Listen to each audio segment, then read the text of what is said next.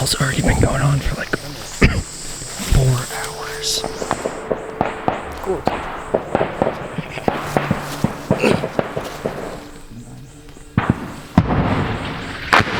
Shit.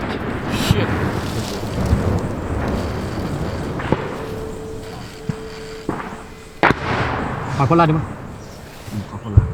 Hiện tại cái sắm nó chỉ còn phải bằng.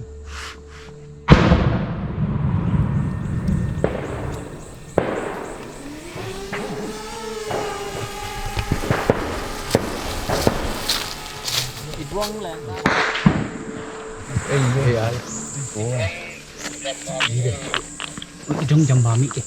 Balik sakhan ending mo without sakhan ending dong to. Balik dah. Oh, kau pai ni nak. Kita buat. Oh, okay. Nampak pas semua mana. Nung tối đủ mình. Đi, đâu tông duy đi đi. Hăng chị. Thảo tông chúng tao.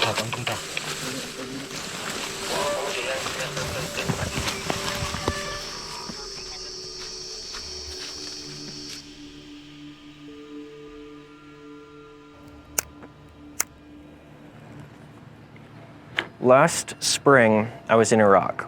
And while I was in Iraq, I put an Ask Me Anything on my Instagram story.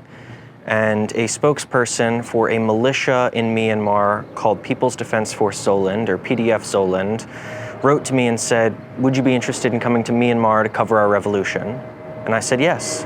And after a brief conversation online and a couple of Zoom meetings with political leaders, I was on a flight to a neighboring country. I had to register as a foreigner in that state. And then when I stepped outside, I was looking around for my contact. I had no idea what he looked like. But eventually, my contact approached me. He didn't check my ID once. He didn't look at my passport or anything. He just realized I was the same white guy from Instagram. And he's like, you're Collin, let's go. The car is waiting. So we got in the car and we drove to a town near the border where we stayed in a safe house for a few days to rest. I was not able to bring a lot of the gear that I would have brought on any of my other reporting trips. No body armor, no press cards, nothing that could indicate that I was an international journalist, because then my cover would be blown. And it's ironic because the country where I was in the most combat and the country where I've needed body armor the most is the country where I didn't have it. I couldn't have it because then the airport staff would know I was lying. And then when we heard the coast was clear, we made our way down to the river, and from there we waded across. We loaded our things onto the motorcycles, and then late that night, we made it to the base where I would spend the night and spend my first couple of days in Myanmar. In the first camp, it was tents built from wood and camouflage tarps. There were chickens and livestock in the camp. Oh, get out. All of our meals were cooked over an open fire. It was the most rural and isolated place I'd ever been. It was the place I'd been with the worst infrastructure, the worst roads, and it was very arduous. There were certain points where we had to get out of the truck and we had to move to motorcycles because the path on the side of the cliff was too narrow for a truck to safely drive on. The truck just couldn't fit. It would fall down the mountain. Oh, okay. Yeah.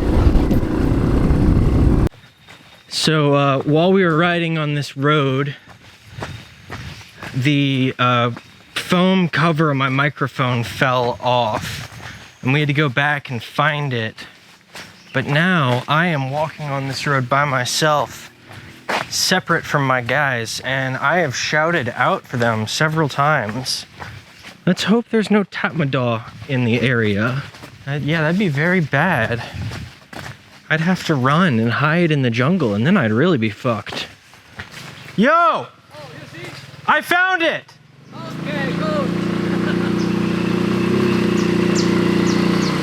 So, let's set the scene for a bit.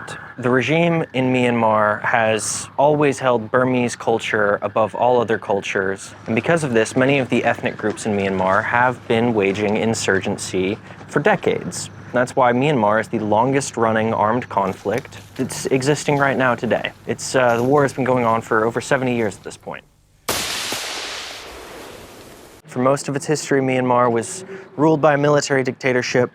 In 2011, the transition to democracy began, and 10 years later, in 2021, the military overthrew the democratically elected government in a coup, and when they massacred pro-democracy protesters, the citizens of Myanmar formed pro-democracy militias to reinstate the ousted national unity government and restore democracy to the country. So this is the backdrop that I was smuggled into in October of 2023. Now specifically, I was with the People's Defense Force Zoland. Now there are dozens and dozens of militias all across Myanmar. Some occasionally will skirmish with each other, but in general, there's a broad coalition of pro-democracy forces. Now, PDF-Zoland are Chin. They don't speak Burmese, they speak a variety of Chin languages, and that's a very important distinction because when talking about Myanmar, it's very important to understand that the regime, the junta, it is genuinely fascistic. The regime places Burmese culture and Buddhism above all other cultures and all other religions. And the Chin are Christian people. American missionaries in the late 19th, early 20th century converted them to Christianity, and the Chin are very grateful for that. They're very proud Christians. They've seen their priests and reverends assassinated. They've had their churches destroyed and bombed and burned down by regime troops. Their Christian identity is being threatened by the regime, and that was a very recurring theme in almost every Chin soldier I spoke with. Now, Pachun is the chairman of the Zomi Federal Union. He is the political leader, and he was very involved in coordinating with the other militias and coordinating within the national unity government. Ai kể lệ khó khăn túi khát á đinh chăng chăng hiểu na call gam búp ai tôi khi chăng lấy tung in ade mà thu mán tôi khi chăng pasien ade thu mán ade na sem tại manina ina sepen lung dam hoài mà ki pa hoài mà hi chi gen mà mang igual zo chang ina zong wal zo siam din igual zo sak lo din mi nop ne lo din kam sia pao lo din. For Pachun, getting captured is not an option. They will torture and execute him if they catch him. And when speaking to him, he made very clear to me that Myanmar was at a crossroads right now. If the rebel coalition wins, Myanmar can be like South Korea. But if the regime wins, Myanmar will be like North Korea and Southeast Asia. If the pro-democracy coalition loses, Myanmar will fall into authoritarianism more so than it has ever seen before. So I left that first camp. We went to neighboring Sagai region.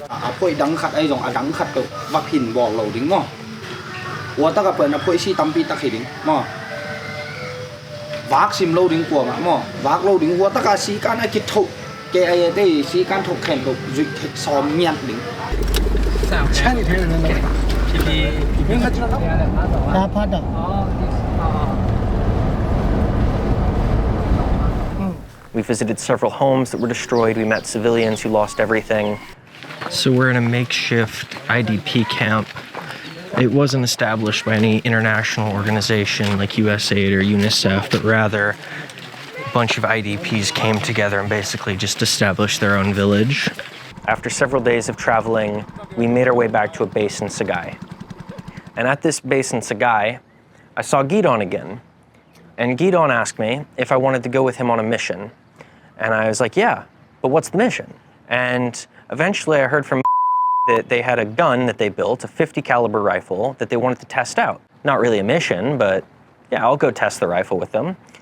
But then I'm seeing that there are lots of soldiers and they have small arms and RPGs. I'm asking more and they're like, oh no, we're testing the rifle out on a Tatmadaw barrack.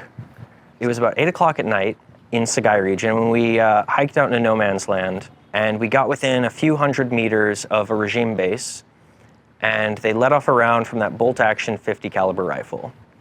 And the Tatmadaw was shouting back in Burmese like, oh motherfuckers, we've got belt-fed machine guns, we know where you are, you need to stop shooting. And they let off another round out of the 50 cal. And at this point, the regime started shooting back with a lot of their belt-fed machine guns, and this time the bullets were very close and we could hear them zipping above us. One RPG was fired. I didn't see it because it was further down the line, but the PDF fired an RPG at the junta barrack. But I was with a bunch of soldiers that were shooting AKs, and meanwhile the People's Defense Force drone team dropped a loitering munition on the Tatmadaw barrack from above. After about 20 minutes or so, we made our way back to the car. When we got back to the car, everybody took a celebratory shot from a bottle of whiskey that was passed around. Fortunately, nobody in the PDF was wounded. It was a very inconsequential mission, but I feel like at least part of it was Gidon wanted to see how I'd react under fire. And when I didn't freak out and break down and start crying because bullets were zipping above us, Gidon realized that I could go on serious missions and go on actual battles. And so after that, I was invited for an important battle, and this was the Battle of Tainan. So in the days preceding the battle, the camp swarmed, and we went into battle that day with about 60 soldiers for the coalition.